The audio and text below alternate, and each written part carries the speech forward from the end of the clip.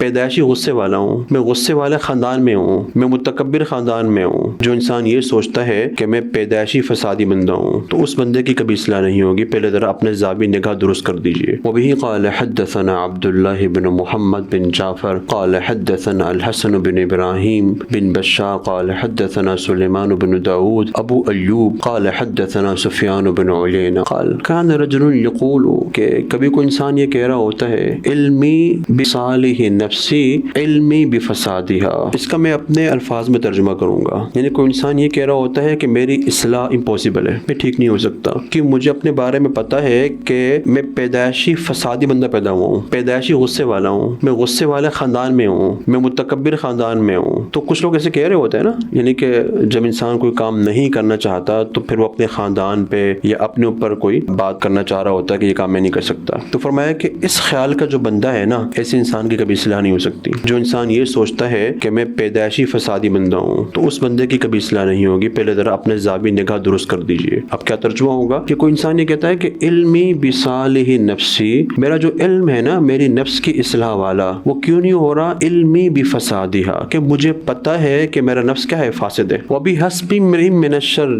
اور انسان کے برے ہونے کے لیے اتنا کافی ہے ان یرا من نفسه فسادا لا يصلحها، کہ اپنے بارے میں وہ ایسے فساد کو محسوس کرتا ہو کہ جس کی اصلاح نہ ہو سکتی ہو۔ یعنی انسان اپنے بارے میں یہ فیصلہ کر لے کہ نہیں میری اصلاح نہیں ہو سکتی، میں اس گناہ کو نہیں چھوڑ سکتا۔ بھائی نہیں چھوڑ سکتا بھائی، تو جو بندہ ایسے کہتا ہے نا وہ کبھی نہیں چھوڑ سکتا۔ انسان سے گناہ نہیں چھوٹ رہے نا، اللہ کے حوالے کر دے کہ اللہ نہیں چھوٹ رہا، لا حول ولا قوت الا باللہ۔ اللہ بہت کوشش کی میرے گناہ چھوٹ جائے لیکن نہیں چھوٹ پا رہے، اب میں آپ کو گواہ بنا رہا ہوں، معاملات کو میں آپ کے حوالے کر رہا ہوں کہ اللہ مجھے نا گناہ سے آپ بچانے والے ہیں۔ میں پھر اتنی بات کہہ سکتا ہوں کہ ٹھیک ہے میں نے تو بہت کوشش کی، میں نہیں بچ پا رہا، اور میں کسی کو کیا بتاؤں کہ آپ نے میرا پردہ رکھا ہوا ہے، تو اللہ مجھے گناہوں سے نا آپ نے بچانا ہے۔ لا الہ الا انت سبحانک انی کنت من الظالمین۔ اب یا اللہ میں نے آپ سے بول دیا کہ مجھے گناہوں سے آپ نے بچانا ہے، اور میں نے دعائیں بھی مانگ لی کہ اللہم باعد بینی وبین خطایایا کما باعدت بین المشرق والمغرب۔ میں خود چاہتا ہوں کہ مشرق مغرب کا فاصلہ ہو، تو اب یا اللہ اس کے باوجود اگر پھر بھی میرے سے گناہ ہو جاتا ہے تو پھر قیامت کے دن آپ میری پکڑ نہیں کر سکتے،